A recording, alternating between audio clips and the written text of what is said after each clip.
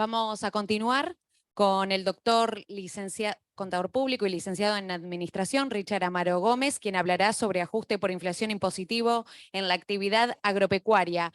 El moderador de este espacio es el doctor contador público Maximiliano Grosso, relatores, doctor contador público Albano Pedrón, doctora contadora pública Virginia Contino. Richard Amaro Gómez es especialista en tributación, egresado de la Universidad de Buenos Aires. Actualmente se desempeña como consultor tributario y escritor para REPAR. Es autor de numerosos libros y ha publicado diversos artículos de su especialidad. Bienvenido, Richard. Gracias. Hola, ¿qué tal a todos? El tiempo ha corrido, así que el tiempo que me ha entregado tarde voy a pedir si lo podemos descontar del tiempo de consultas, lamentablemente, porque tengo mucho para decir. Recuerden que me levanté 5 de la mañana para estar hoy aquí, con lo cual estoy bastante cansado y quiero decir un montón de cosas sobre este tema, ¿sí? Antes de empezar, recuerden, el ajuste por inflación impositivo estático y dinámico data de 1978 y 1985. La ley prácticamente en este sentido no se reformó. Entonces, es un instituto muy antiguo, ¿sí? Que aplicarlo hoy a cualquier empresa, sea industrial, comercial, de servicio y sobre todo las agropecuarias, es un tema complejo. Hay muchos aspectos controvertidos que hasta el día de hoy estamos discutiendo. Con lo cual, abro el paraguas y sepamos que puede ser que no nos pongamos de acuerdo, ¿sí? Yo le voy a dar mi visión de cómo aplicaría el APORI en aquellos aspectos que hacen a lo que es actividad agropecuaria. Pero antes me gustaría empezar, ¿sí?, con una pequeña introducción. Si me permiten. Bueno, recordemos que el APORI está condicionado, ¿sí? Y que los 3 primeros ejercicios por reforma tributaria, los iniciados a partir del 1 de enero de 2018, son ejercicios de transición, ¿sí? Con lo cual, recordemos que para el primero era 30% y se medía de manera, 55% y se medía de manera anual, ¿sí? Donde los únicos que superaron fueron los cierres abril, mayo y junio de 2019. Tuvimos el tercero, donde el umbral era del 30% en 12 meses, donde prácticamente todos lo superaron. El tercero es este, que donde el umbral era muy bajo, era 15% en 12 meses, todos lo superaron, ¿sí? A partir del cuarto ejercicio, todos sabemos que se acaba la transición, que el supuesto de aplicación es uno solo, que la inflación en 36 meses supere un 36%. Y acá tenemos, ¿sí?, disculpen, soy bastante loco para hablar, ¿sí? Es que le pongo pasión a esto. Mire esto, cuarto ejercicio.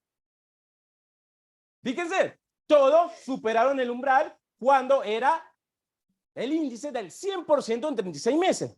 Inclusive los últimos 3, ¿sí? Donde tenemos la inflación ahí solo hasta agosto 2022. ¿Qué pasa con el ejercicio en curso, el que va de enero a diciembre 2022?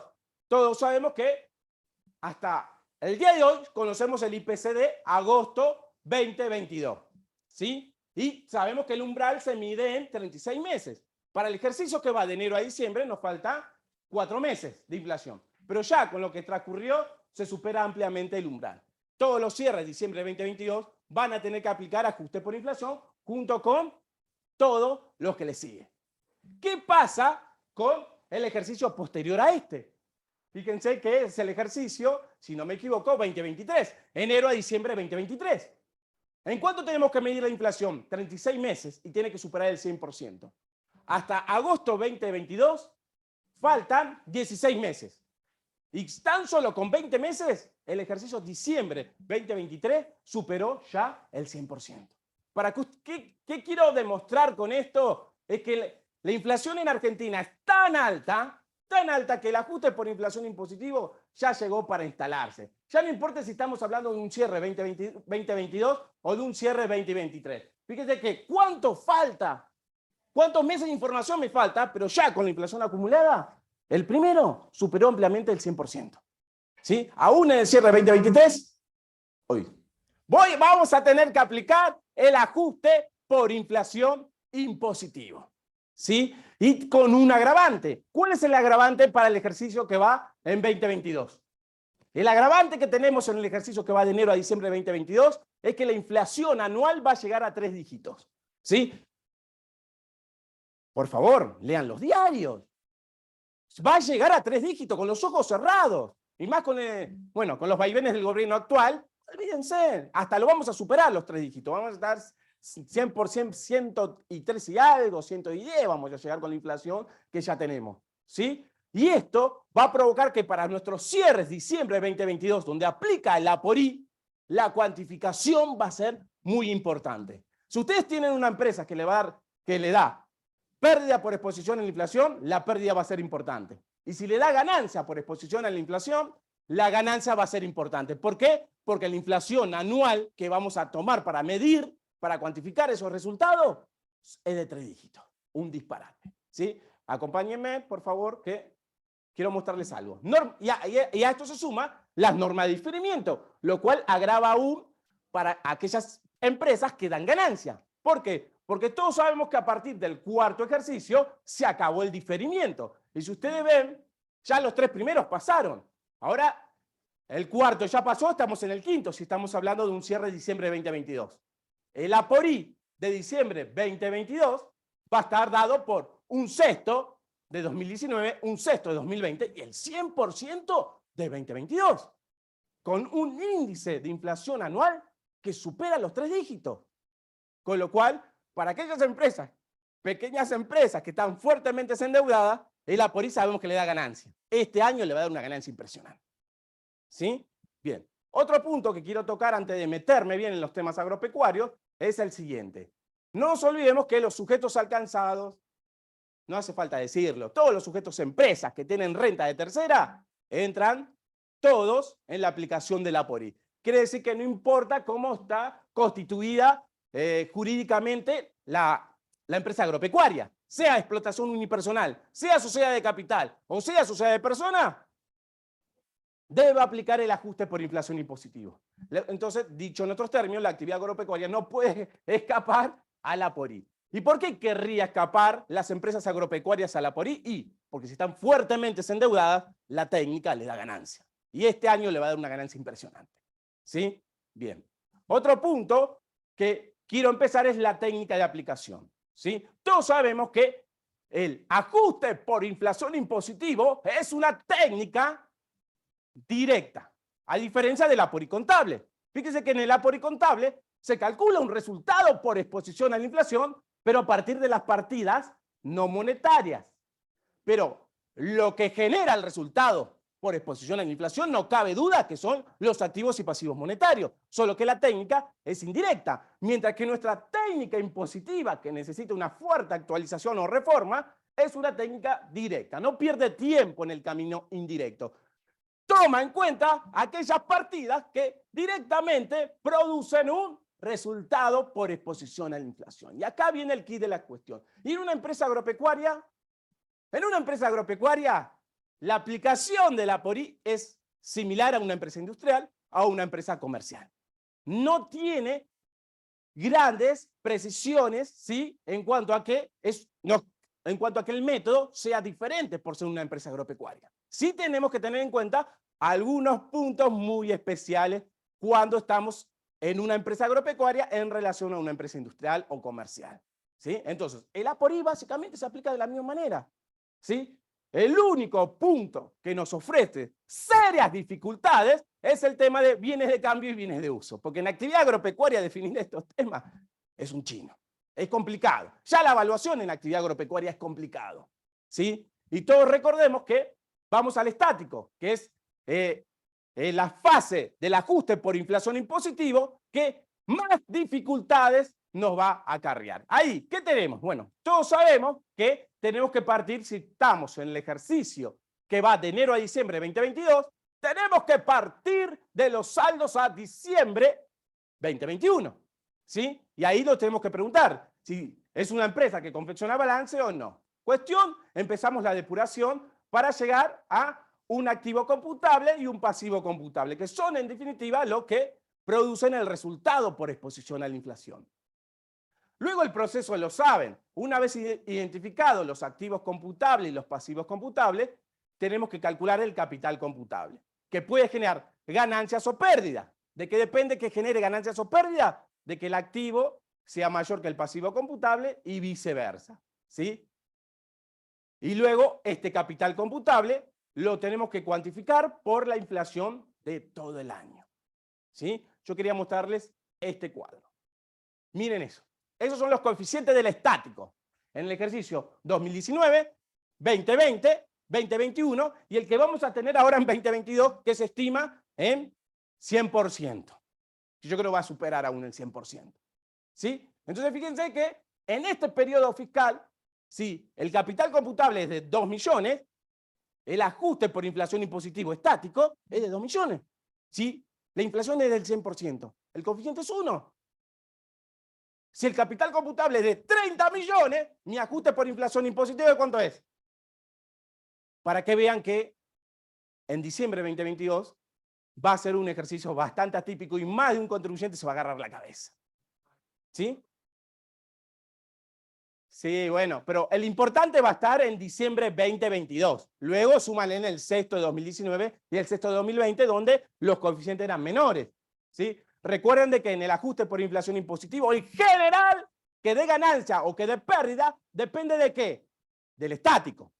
Muy difícilmente el dinámico cambia al estático. Es muy difícil. Son casos excepcionales. Si el estático te da ganancias, ya si el estático te da ganancia, el APORI final te da ganancia. ¿Sí? Puede ser mayor o menor por el dinámico, pero no lo llega a cambiar en la mayoría de los casos. Entonces, tengamos en cuenta este punto para el ejercicio que ahora está por cerrar, que vamos a tener problemas con los contribuyentes cuando vayamos y le digamos que tienen que pagar una fortuna. ¿Por qué? Porque están fuertemente endeudados y es que esta técnica le da una ganancia que se va por los aires porque tenemos una inflación de 3 dígitos.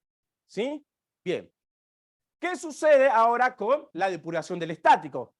Voy a adelantarme a este punto, ¿sí? Tenemos, recuerden, que en el estático tenemos que sacar los activos no monetarios para dejar en general los monetarios. Los monetarios son aquellos que representan una cantidad fija, determinada o determinable en dinero, ¿sí? Esos en general quedan dentro del estático, mientras que los no monetarios, como los bienes de uso, salen afuera. ¿Por qué? Porque los no monetarios están autoprotegidos, ¿sí?, por su propia naturaleza frente a la inflación. Su valor intrínseco no cambia por los vaivenes del poder adquisitivo de la moneda, ¿sí? Por eso que, como no genera un resultado directo por exposición a la inflación, lo sacamos. ¿Qué pasa con los bienes de cambio? Y acá viene el quid de la cuestión. ¿Cuál es el objetivo de la APORI? Cuantificar el resultado por exposición a la inflación de los activos y pasivos monetarios. Pero el APORI tiene un objetivo secundario. ¿Cuál es el objetivo secundario? Fíjense que en toda empresa, el costo de la mercadería vendida del ejercicio se calcula en valores históricos, ¿sí? En el impuesto a las ganancias, en valores históricos. Los bienes de cambio no tienen actualización. Por eso es que el APORI, como sabe que el costo de la mercadería de cualquier ejercicio se calcula en valores históricos, me permite tratar a los bienes de cambio como un activo computable, para que genere una pérdida de inicio a cierre, y que compense de alguna manera, ¿sí?, que el costo de la mercadería vendida se calcule en valores históricos, ¿sí? Pero acá viene el quid de la cuestión. En una actividad agropecuaria, ¿es fácil identificar bienes de cambio? ¿Es fácil identificar bienes de uso? No es del todo sencillo, ¿sí? No es del todo sencillo. Entonces, el punto más complejo de la APORI en lo que respecta a la actividad agropecuaria está acá. ¿Qué tratamos como bienes de cambio y qué tratamos como bienes de uso? Recordemos que el punto de partida, supongamos que es la contabilidad. Si es una actividad agropecuaria, en principio va a aplicar la resolución técnica número, la actual es la 48. La 22.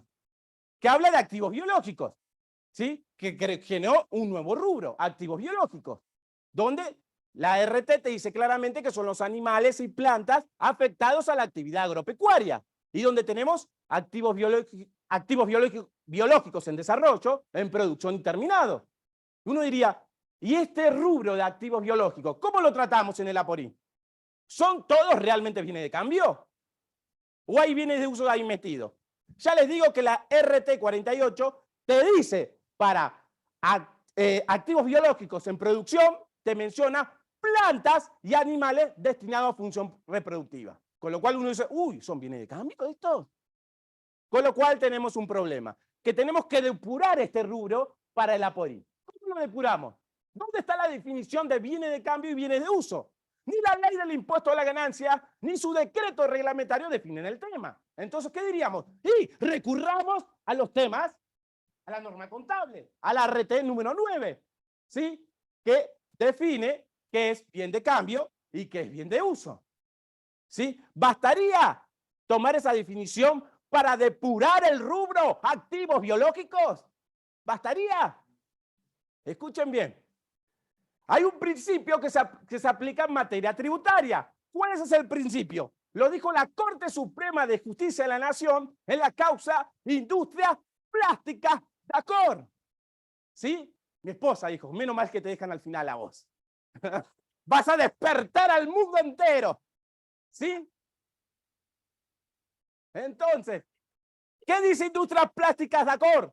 Que, en principio, el impuesto a la ganancia tiene que basarse en lo que te dice el balance contable, salvo que haya una norma impositiva que te permita apartarte de lo que te dice la contabilidad. El ejemplo más típico lo tuvimos con el devengado, donde tenemos un devengado contable y un devengado jurídico para el impuesto a la ganancia, donde en algunas ocasiones no convergen. Y nosotros nos tenemos que apartar de ese devengado contable y adoptar el impositivo, que es del tipo jurídico definido por la Corte. Para que vean de que está bien la contabilidad, está bien activos biológicos, está bien la definición de qué es bien de cambio y qué es bien de uso, está bien. Pero nosotros nos tenemos que preguntar de si hay una norma en la ley del impuesto a la ganancia que me permita apartarme de lo que dice la contabilidad. Entonces, ¿existe una norma impositiva que me oriente de qué es bien de cambio y qué es bien de uso para actividad agropecuaria, más allá de lo que haya hecho la contabilidad? Sí, la respuesta es sí. Y acá viene el punto crucial. Tenemos normas genéricas que nos orientan para la actividad agrícola y ganadera en cuanto al impuesto a la ganancia para definir qué es bien de cambio y qué es bien de uso.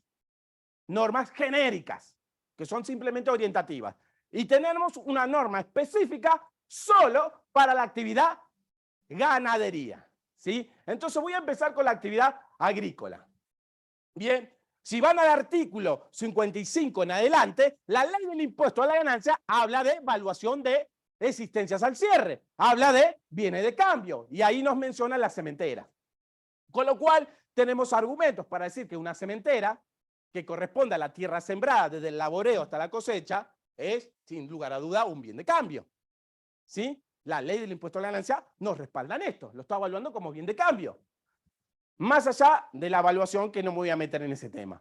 Luego menciona como bien de cambio en el artículo 56 los cereales, oleaginosas, frutos y otros productos de la tierra, excepto explotaciones forestales. Entonces, las está evaluando como bienes de cambio y realmente son bienes de cambio. Entonces, la ley de impuesto a la ganancia acompañan que esto es un bien de cambio. ¿Sí? Luego, podemos tener al cierre del ejercicio lo que denominamos insumos. Herbicidas, plaguicidas, etcétera, etcétera, etcétera. Todo eso que queda pendiente al cierre del ejercicio, más allá de su evaluación, que algunos autores opinan que hay que evaluarlo como si fuera materia prima, los trataríamos como bienes de cambio. ¿Sí? Y por último, tenemos las explotaciones forestales. No estoy hablando de bosques, estoy hablando de explotaciones forestales. ¿Sí? Acá no cabe duda que la madera cortada y la madera en pie constituye bienes de cambio, son bienes destinados a la venta, no cabe duda. ¿Sí? La ley de impuesto a la ganancia no da precisiones de esto, pero la doctrina dice que hay que evaluar el costo, etcétera, etcétera, etcétera. ¿Son bienes de cambio? No cabe duda que son bienes de cambio, pero para el ajuste por inflación impositivo son bienes de cambio con características especiales, porque es el único bien de cambio que no son computables. Tienen el mismo tratamiento en el APORI como si fuera un bien de uso, las explotaciones forestales. ¿Sí? que no incluye el costo del terreno, arrendamientos, costo financiero, etcétera, etcétera. Es el único bien de cambio que el propio Vaporim dice, no, no, no, no. Esto lo tenés que excluir. ¿Por qué lo excluyes a estos bienes de cambio? Los excluyes porque tienen una protección especial por la ley de promoción forestal o por la propia ley de impuesto a la ganancia. Esa es la razón por la cual los excluye. ¿Sí? Entonces, todos estos serían en principio bienes de cambio. Luego podemos tener en la actividad agrícola, ahora voy a ir con la ganadera, que es la más complicada, que es los bienes de uso. Entre los bienes de uso podemos tener las plantas productoras. De hecho, la misma Resolución Técnica 48 te dice que dentro de activos biológicos hay que excluir a las plantas productoras. ¿Qué son plantas productoras? Aquellas que pueden producir frutos, en más de un periodo fiscal y que la probabilidad de venta es remota. Entonces las plantas productoras hay que tratarlas como un bien de uso, no cabe duda. Y de hecho va a amortizar. Y de hecho esa amortización, dependiendo de cuándo adquirí esta planta productora, va a tener actualización por el artículo 93 de nuevas actualizaciones. Luego podemos tener todos los bienes que ustedes ya conocen. El tractor, cementeras, ¿sí? Podemos tener edificios y galpones. Y todo lo que ahí ya no hace falta que yo me expida sobre el respecto. Ahí es claro, ¿sí? Que todos los que están abajo son bienes de uso, incluyendo las minas, canteras y bosques, que la ley les acuerda el tratamiento de bienes de uso, donde me permite amortizar en función del agotamiento de estos bienes, ¿sí? Todos estos amortizan. Y si las inversiones en estos bienes se realizaron en ejercicio por reforma, esa amortización tiene actualización por el artículo 93. Pero en el marco de la PORI son todos no computables. ¿Qué sucede con la actividad ganadera? Bueno, vamos a la actividad ganadera. Bueno, ahí tienen el resumen, ¿sí? De qué es bien de cambio y qué es bien de uso para la actividad agrícola, ¿sí? ¿Qué pasa? Bueno, los bienes de cambio siempre son computables salvo actividad de transformación. Los bienes de uso siempre son no computables salvo actividad de transformación, ¿sí? Que luego, si me sobra el tiempo, lo vamos a hablar. En el marco de la actividad ganadera, y acá viene el tema más complicado. ¿Por qué es el tema más complicado? Porque si van al artículo 56, te habla del establecimiento de cría, te habla del establecimiento de invernada. Entonces quiere decir que en principio los animales los está tratando, más allá del tipo de establecimiento, como mercadería, ¿sí? Pero esto es una definición general, porque luego, en el artículo 58, tenemos la definición específica, donde la ley me dice qué es hacienda como mercadería y qué es hacienda con fines reproductivos, ¿sí? El primer párrafo me dice que toda hacienda de un establecimiento agropecuario, sin importar su categoría, ¿qué es? Mercadería, viene de cambio. ¿Habla de si son adquiridas o de propia producción? No. Entonces, toda hacienda en principio con ojos cerrados iría a bien de cambio. Pero seguidamente nos establecen la excepción y yo no quiero discutir con nadie. Yo le voy a dar mi visión jurídica de este punto de la excepción, ¿sí? Porque he leído muchos autores y puede acá haber un tema controvertido. Yo digo, la Corte Suprema de Justicia de la Nación dijo, cuando la letra de la ley es clara, no cabe más que su aplicación directa y que la primera fuente de interpretación de la ley es su letra. Y si quedó desactualizada, ¿qué vamos a hacer? Elijamos políticos que cambien las leyes en el Congreso y que lo cambien, pero mientras tanto tenemos que respetar la ley. Digo esto porque en el marco del por impositivo siempre digo hay tres contadores. Está el contador Che Guevara, donde él mismo adapta las normas según hayan cambiado. Está repleto de esos Che Guevara. Y son los que más discuten. Son los mercenarios de la profesión. Yo digo, pobres clientes. Están los otros contadores que yo los llamo los legalistas. Dicen, la ley dice, la ley dice, la ley dice. Y está un tercer grupo que está en un punto intermedio. Evalúa cada situación. ¿Sí? Entonces yo en este punto voy a ser legalista. La ley, artículo 58, te dice claramente que son activos fijos, bienes de uso, a los fines del artículo 88, que habla de bienes muebles amortizables, ¿qué cosa? Escuchen bien. Hacienda adquirida. ¿Habla de propia producción? ¿Quedó claro? Adquirida, ¿usted qué tienen por adquirida? Y dice macho, y luego dice hembra de pedigree o puro por cruza. Entonces, la hacienda de propia producción, ¿puede ser activo fijo? Viéndolo desde un punto de vista más allá de la naturaleza económica de si realmente lo es, nosotros tenemos que basarnos en lo que dice la ley. Si la ley me dice que esa silla es una mesa, yo la tengo que tratar como una mesa. ¿Sí? Ustedes lo saben. ¿Cuántas veces la FICO dice la ley dice eso? Pero no es así. La ley dice esto. Es así. Vale lo que dice la ley. No vale lo que la realidad económica impera. ¿Sí? Entonces, claramente, fíjense que acá vamos a tener, pero podemos tener dos tipos de hacienda reproductora. La hembra y la macho. En un establecimiento bovino, vientres. Y la macho, toros. ¿Sí? Bien. ¿Qué pasa con la hembra? Bueno, podemos tener hacienda reproductora adquirida y de propia producción. ¿Sí? La de propia producción, más allá de que sea de rodeo general o que sea especial por ser de pedigree o pura por cruza. No cabe duda que viene de cambio. No cabe duda desde el punto de vista jurídico, de la ley del impuesto a la ganancia. No cabe duda. ¿Sí?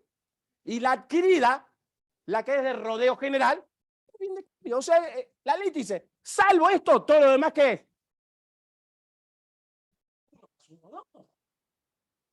Claro el tema, es claro. Salvo que me digan, no, esto quedó desactualizado, hay que reformar la ley, vamos a la finalidad económica, y ahí digo, empiezan los Che Guevara o los mercenarios. ¿Sí? Pero es claro que la hacienda, que es adquirida hembra, pedigree o pura por cruza, es un bien de uso. De hecho, para esa hacienda, ¿cómo se evalúa? Amortización. La ley te dice, tenés que amortizar el precio de compra, más gasto de traslado, más los gastos necesarios para ponerla en condiciones, por los años de vida útil. Una vaca, ¿cuántos años de vida útil? 5, 8. Bueno, más o menos le pegué. ¿Sí? Pero también hay un costo alternativo, un criterio alternativo que te dice que tenés que tomar el costo estimativo de igual tipo de hacienda, restarle lo que es el precio de adquisición y la diferencia amortizada, que esto no lo hace nadie. ¿Sí? Lo amortizás por los años de vida útil o con autorización de AFIP lo puedes deducir en un mismo ejercicio. Pero en general amortizan. ¿Sí? Entonces, ¿no es claramente un bien de uso? ¿No le está dando el tratamiento de bien de uso? Sí. Entonces, esta es no computable en el estático. ¿Qué pasa con la que es macho? ¿Sí? El toro. Bueno, si el toro es de propia producción, sea rodeo general o puro por cruza o de pedigree, es un bien de cambio. Mientras que los adquiridos, acá no hay distinción. ¿Sí? Y el artículo 137 del decreto reglamentario confirma también este criterio. Que los de arriba amortizan y los de abajo no. Entonces está claro que los de arriba le está dando el tratamiento de bienes de uso. ¿Quedó claro? Bien. Ahora tenemos tres tipos de establecimiento. El de invernada, que podríamos llamar el comercial, el que hace compra-venta, compra, engorda y vende, cuya finalidad es la producción de carne. El de cría, cuya finalidad es la producción de animales, si fuera bovino, cría de terneros, ¿sí? Que podríamos denominar la industrial. Y tenemos la mixta, que combina estas dos actividades. Entonces, mi objetivo es ahora, dentro de cada una de estas, distinguir qué tenemos de bien de cambio y qué tenemos de bien de uso. ¿Sí? A los fines de apori estático. Bueno, acá tenemos la de cría. Fíjense que viene de uso es solo la hacienda adquirida. ¿Sí? La macho, toda. Y la que es hembra, solo la que es de pedigree y puro por cruza. ¿Sí? Mientras que son bienes de cambio, la de propia producción, macho-hembra, no importa su categoría, y la que es adquirida hembra de rodeo general. ¿Sí? Iríamos con esto. ¿Alguien más aplica este criterio, Amaro? Sí, Gustavo Díez y Patricia Lange. Vayan a su libro Impuesto a las Ganancias. ¿Sí? Bien. ¿Qué tenemos ahora en el establecimiento de invernada? Ojo, en el establecimiento de invernada, ojo, cuando digo no hay bienes de uso, me refiero a animales. Porque puede tener una camioneta afectada a la actividad. Eso, sí. ¿Hace falta que lo aclare? No, lo digo porque si, no hay bienes de uso, dijo Amaro, todo bien de cambio y no. Puedo tener un galpón, eso es un bien de uso, afectado a esta actividad. Cuando digo que no hay bienes de uso me estoy refiriendo a animales, ¿sí? Igual ahí tienen la fuente de donde lo saqué, ¿sí? Los cuadros para que digan, Amaro está robando material. No, Amaro no roba material. A lo sumo le roban a él, pero él no roba material, ¿sí? Bien, ahí está la fuente. Mientras que lo que es viene de cambio, fíjense, ahí no hay animales de propia producción, básicamente, son todos adquiridos. Entonces, los adquiridos, sean hembra o macho, todos son bienes de cambio. ¿Sí? Acá está más que claro que el agua. ¿Bien? Bien. Entonces, denme 2 segundos, acá tenemos la actividad ganadera, ¿qué es bien de uso? Y acá tenemos qué es bien de cambio. ¿Quedó claro? Es un criterio jurídico, me estoy basando en lo que dice la letra de la ley. ¿Sí? De manera clara. Bien.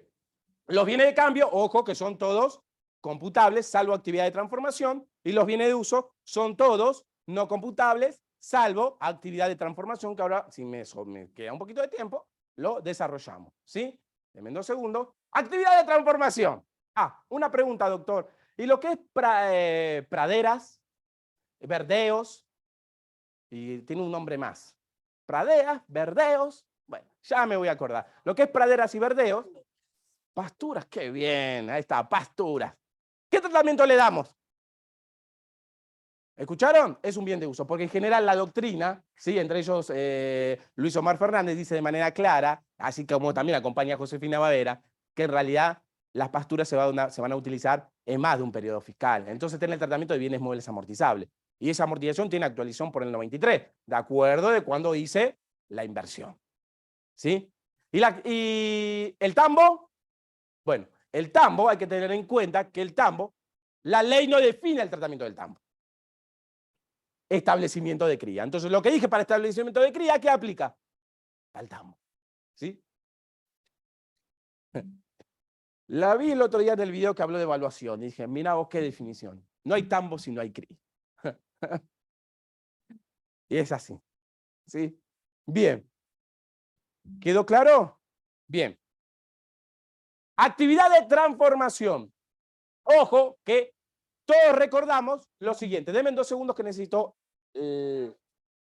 todo el tiempo, ¿no? Quedan 10 minutos. Me dan 2 horas para ver. Bueno, vine a las 5, me levanté 5 de la mañana para estar acá. Salgo de acá y tengo que volver a Buenos Aires. ¿Y por qué vino acá? ¿Por qué no se quedó disertando online? No me diga que esa pasión que se sienta acá, se sienta online. 2 años encerrado, matándome en una computadora, digo, voy a intentar. Bueno, recuerden esto, que el APORI estático se basa en los saldos, eso no anda, al 31 de diciembre de 2021, 31 de diciembre de 2022, ¿sí? El estático se basa en los saldos de inicio, ¿sí? Siempre el estático, en el 90% de los casos, trabaja con los saldos al 31 de diciembre de 2021. Pero hay 2 excepciones. La primera excepción se sucede en lo siguiente. ¿Qué pasa? ¿Qué pasa? Igual lo puedo hacer sin ver.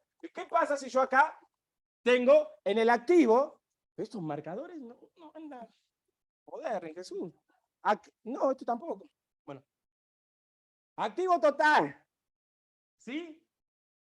Activo total. ¿Qué pasa si tengo bienes de cambio ahí? En todos los casos, los bienes de cambio, ¿qué dijimos? Son computables, salvo que sea una explotación forestal. ¿Sí? Todos son computables. Pero si durante el ejercicio, un bien de cambio al inicio, durante el ejercicio 2022, lo afecto como bien de uso, pasa al inicio a tener el tratamiento de bien de uso y lo excluyo. ¿Sí? Esto pasaría, ¿qué pasa si tengo un establecimiento de invernada? Y tengo vacas adquiridas de pedigree o puro por cruza. Y un bien de cambio, está destinado a la venta. Pero ¿qué pasa si durante el ejercicio digo, no, también voy a llevarle a cabo la actividad reproductiva y voy a pasar a un establecimiento mixto? Ese de ahí, que era bien de cambio al inicio, durante el ejercicio se afectó como bien de uso. Entonces, al inicio, ¿cómo lo tengo que tratar? No computable, lo cual es lógico. Porque la lógica de que los bienes de cambio sean computables es que se van a vender y van a crear costo de la mercadería vendida en valores históricos. Pero si lo estoy afectando como bien de uso, eso no va a suceder. Eso no va a suceder. ¿Sí? No va a suceder. No va a suceder. ¿Sí? La otra actividad de transformación, que es la más importante y es aquella que los contribuyentes nunca tienen en cuenta, es la siguiente. Miren esto. Al 31 de diciembre de 2021, que es el inicio del ejercicio, nosotros estamos aplicando 2022. ¿Qué pasa si tengo un bien de uso? ¿Qué pasa si tengo un activo intangible? ¿Qué pasa si tengo una propiedad de inversión? ¿Qué pasa si tengo un activo financiero variable? Son todos no computables. ¿Sí? ¿Por qué valor los tengo que sacar? Por el valor que figuran en el activo. ¿Sí? Los tengo que eliminar por el valor que figuran en el activo. ¿Sí? Los elimino por este valor. ¿Quedó claro? Entonces digo, ¿te estoy partiendo de la contabilidad? Sí. Estos bienes, ¿qué valor tiene la contabilidad? Listo, lo saco. ¿Quedó claro? Por ese valor se sacan. Por el valor que figuran en la contabilidad.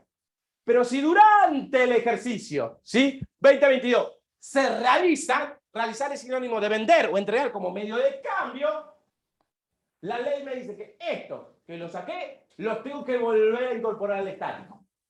¿Sí? ¿Por qué valor? Costo impositivo al momento de la venta. Costo impositivo. Entonces puede ser que lo esté sacando por un valor y lo esté incorporando por otro. El ejemplo típico siempre doy acá, supongamos que tenemos un reproductor macho adquirido, ¿sí? Bien. ¿Computable o no computable?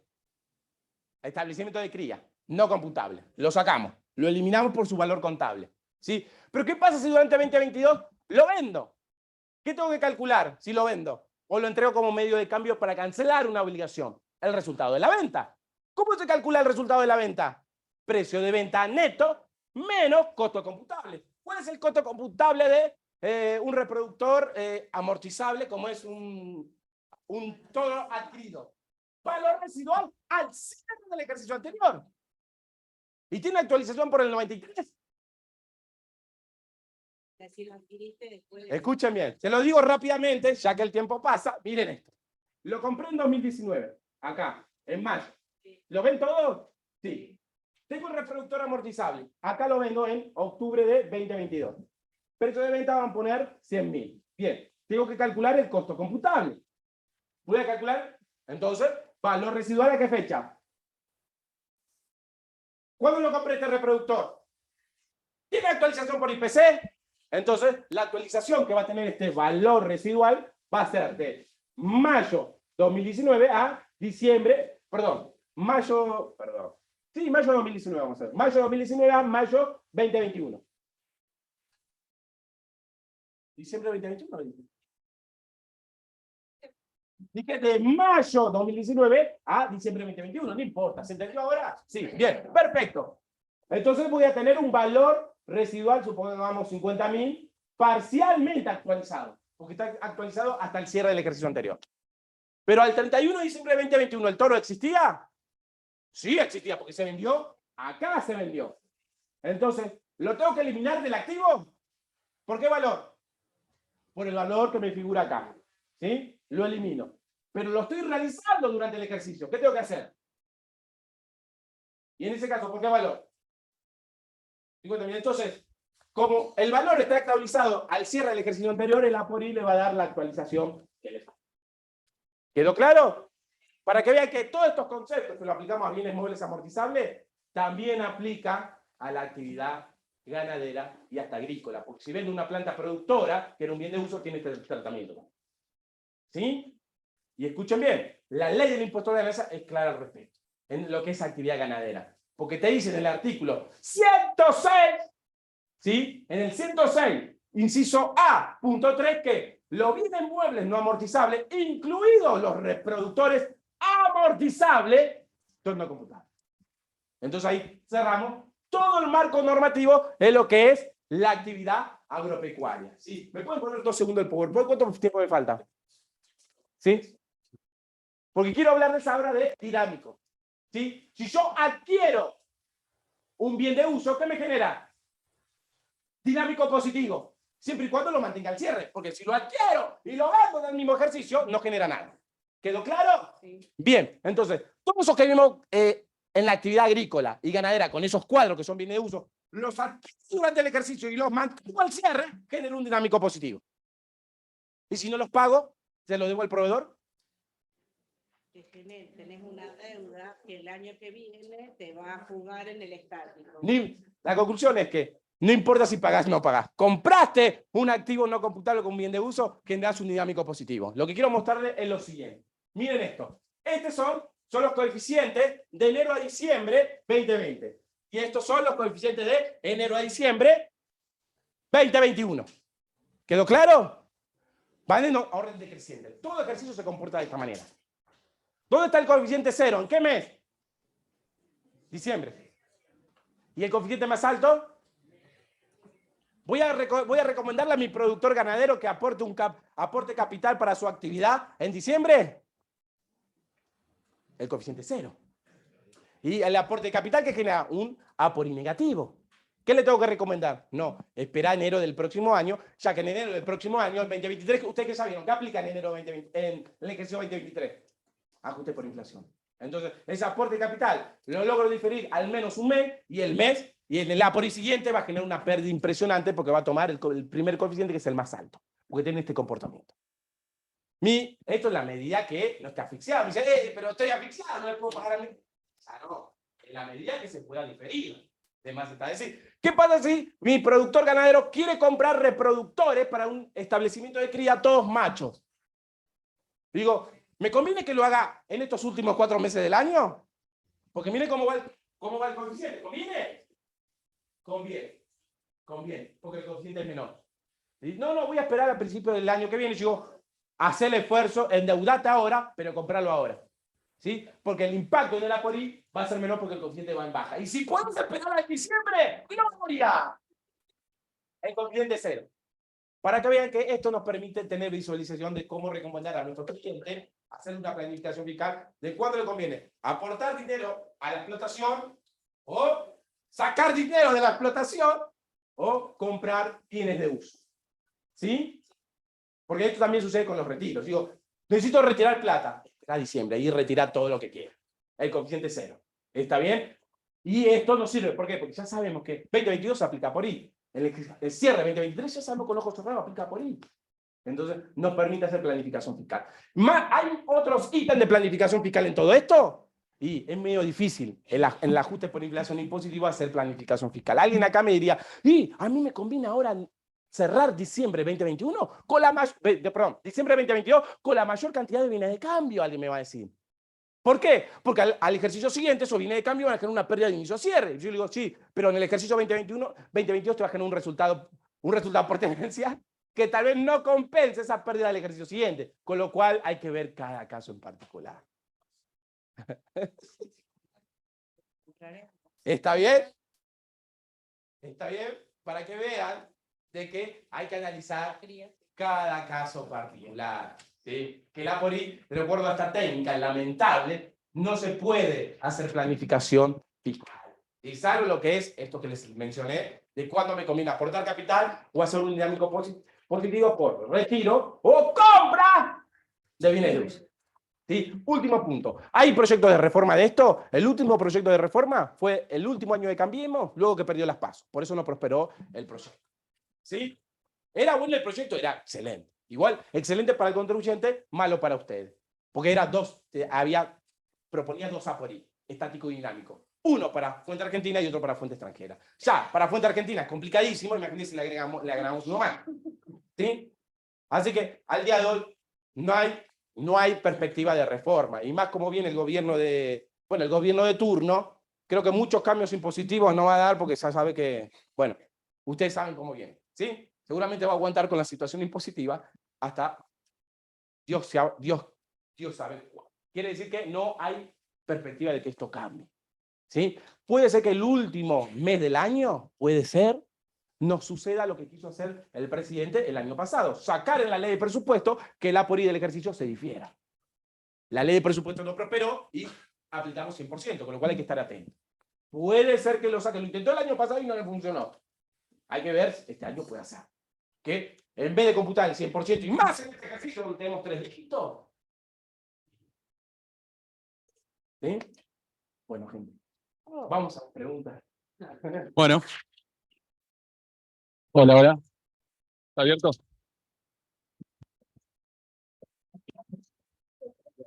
Ahora sí. Son las mail al final, si quieren les avanzo el futuro. Bueno, tenemos un pequeño ratito para las preguntas. Vamos a empezar por la sala. A ver. ¿Alguna pregunta? Mira, Richard, lo dejaste todo. Sí. Los que están por Zoom tienen que escribir las preguntas en el chat. Y vamos a ir leyéndolas. ¿Nadie en la audiencia? Sí, sí, va a estar la jornada.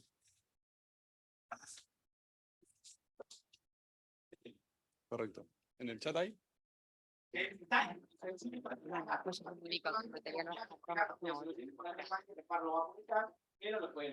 Richard, no hay preguntas. Es muy raro esto.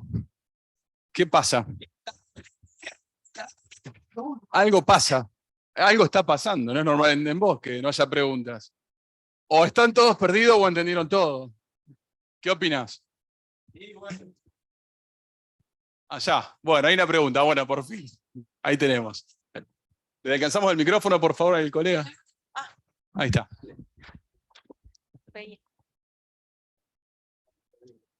No te podía fallar, Richard. Somos viejos amigos acá con Bilbao. Yo acostumbro a interrumpirlo en los cursos que él da de forma online, ¿viste? Así que ahora no le podía fallar, no lo iba a dejar solo. Vos comentaste al principio que cómo definir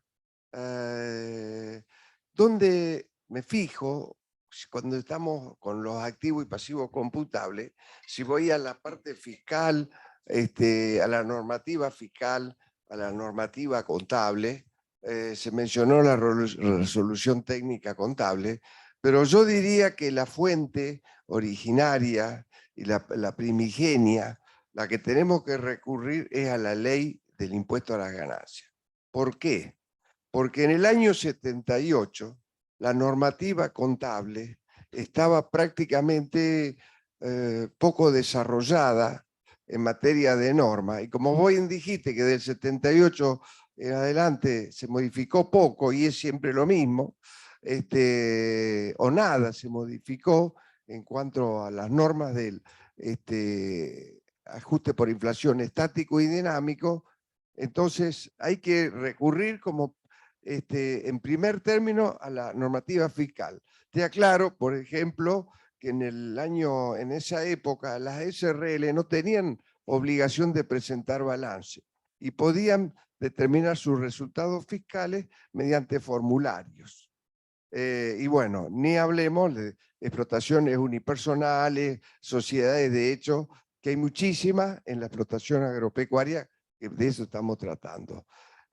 Así que la recurrencia a normas contables, porque si no, una sociedad anónima que practica todas las resoluciones técnicas contables puede llegar a tener un tratamiento diferente de una explotación unipersonal que no sigue la contabilidad. Entonces, eso es lo que para mí es una cosa que, por excepción, recurramos a la norma contable. Sí, es muy buen punto, estimado Bilbao, muy buen punto, es cierto. Primero prevalece la normativa fiscal y ante el vacío normativo hay que ir al balance contable. Ahí yo lo aplico en todos los casos. Por más que me digas que la norma no estaba desarrollada, yo aplico eso en todos los casos. ¿Por qué? Porque acompañó la Corte Suprema de Justicia de la Nación en industrias plásticas, industrias plásticas, ¿de donde dijo que vamos al balance contable y nos apartamos del balance contable cuando la norma fiscal me lo permita. Entonces, primero, para mí hay que ver el balance contable. Y voy a aplicar el impuesto a la ganancia cuando se aparte de un criterio contable. Pero no, para mí es lo mismo que me estás diciendo, solo que por otro camino. ¿Sí? Bueno. De acuerdo. Bueno, vamos a una pregunta del chat, así nos dejamos. Bueno, tenemos un comentario de José Sánchez que dice: las inversiones en bienes de uso deben planificarse por el API dinámico. No compensan la deducción de amortizaciones actualizadas con altas tasas de inflación. No, es un buen punto. Yo la verdad que siempre aconsejo de que si vas a comprar bienes de uso y podés diferirlo, pues si se te rompe una máquina y tenés que comprarlo urgente, ¿qué le vas a hacer? Se te murió un toro y hay varias vacas en celo y tenés que salir a comprar una vaca, un toro. Un toro. ¿Está bien? Nada más Entonces, nada con la se puede, sí, yo estoy de acuerdo. Se planifican. Por eso siempre digo, en la medida que la actividad en cuanto a lo que es factibilidad operativa y económica te permita diferirlo, ver cuándo compras bienes de uso, está bien. Pero tenemos un montón de casos de gente que sale corriendo a comprar bienes de uso porque no le queda otra. Entonces, en la medida que sea factible, que se pueda mover la decisión, ¿sí? Y en cuanto a lo que es la amortización, es cierto, tal vez unas altas tasas en Napoli no van a justificar una alta deducción de amortización, pero no nos olvidemos que el ejercicio que va de enero a diciembre 2022 tiene 3 dígitos. La actualización de una amortización, más allá de cuando lo haya comprado, siempre y cuando sea un ejercicio por reforma, la deducción de amortización en este ejercicio va a ser altísima. ¿Sí? Entonces, esta sería mi respuesta. Bueno, pregunta de Ana del Río. No, la cuestión con lo que vos mencionaste, Nelson, en todo lo que tiene que ver con la actividad agropecuaria, tenemos que pensar que nuestro balance contable está regido por la RT22, RT48, y las normas de evaluación, sobre todo en establecimientos ganaderos, son totalmente distintas. Entonces, ¿y por qué son totalmente distintas? Porque no nos olvidemos del costo impositivo por revaluación anual, el costo estimativo por revaluación anual, que es totalmente distinto en un establecimiento de cría que como nosotros tenemos por la aplicación de RT22 y RT48. O sea, no podemos comparar esos dos balances, el impositivo de un establecimiento ganadero de cría con el contable. No tienen punto, en el tema de bienes de cambio, no son iguales para nada. Por eso mismo, ¿qué les dije? ¿Tenemos normas específicas en la ley de impuesto a la ganancia? ¿Y qué aplicamos? Ley del impuesto a la ganancia. Entonces, de definitiva, vos terminás haciendo el aporte impositivo con lo que te dice la ley de impuesto a la ganancia y con valores que no vienen de la contabilidad, con valores impositivos. Por eso digo, para mí es el mismo camino. Pero bueno, puede ser que tengamos distintos criterios, ¿sí? Porque no nos olvidemos que si partimos de un balance contable, quien define qué es bien de cambio y bien de uso, ¿sí? En principio, vamos a ir a ver lo que dice la ley de impuesto a la ganancia, que ya me lo definió. Y ante un vacío, no nos queda otra que la contabilidad. ¿Sí? Y segundo, todo lo que me queda adentro no se evalúa por norma contable, se evalúa según la ley de impuesto a la ganancia. Con lo cual, para mí terminamos aplicando estrictamente lo que me dice la ley de impuesto a la ganancia, con lo cual no habría riesgo. ¿Sí? Pero bueno, puede haber otras opiniones y otras visiones de esta temática. ¿Sí? Ahí tienen el material que yo escribí, que desarrollo todo lo que vieron en el PowerPoint.